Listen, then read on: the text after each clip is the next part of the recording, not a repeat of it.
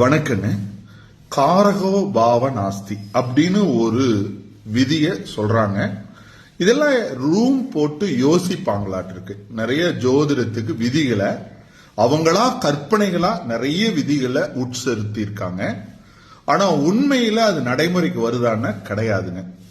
காரகோ பாவ நாஸ்தி என்னன்னா ஒவ்வொரு நாலாம் பாவம் தாய் காரகம். அந்த நாலாம் பாவ தாய் காரகத்துல சந்திரன் இருக்கக்கூடாது.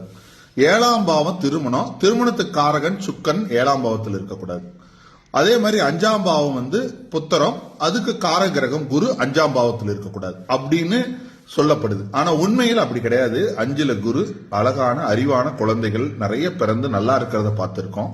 7ல சுக்கரன், அழகான ரம்மியமான மனைவி, வசதி வாய்ப்பு மிக்க மனைவி, மனைவியோட குடும்பத்தால் அவருக்கு பெரிய புகழ் கௌரவம் உண்டு. அதே மாதிரி 4ல சந்திரன், அழகான தாய், ரம்மியமான தாய், நல்ல சமையல் கலைஞர் உள்ள தாய் கிடைக்கக்கூடிய அமைப்பு இருக்கு.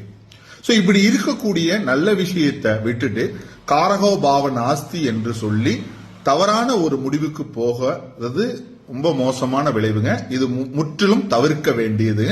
நிச்சயமா காரகோ பாவ நாஸ்தியால் அந்த பாவம் பாதிக்கப்படுறது இல்லை. 5ல குரு இருந்தாலும், 7ல சுக்கரன் இருந்தாலும், 4ல சந்திரன் இருந்தாலும், மேலும் இனி எல்லாம் எதற்கெல்லாம் சொல்லப்பட்டிருக்கோ அதெல்லாம் இங்கே கிடையாது என்பது இந்த வீடியோவின் வழியா உங்களுக்கு தெரிவிச்சுக்கிறேன். நன்றி, வணக்கம்.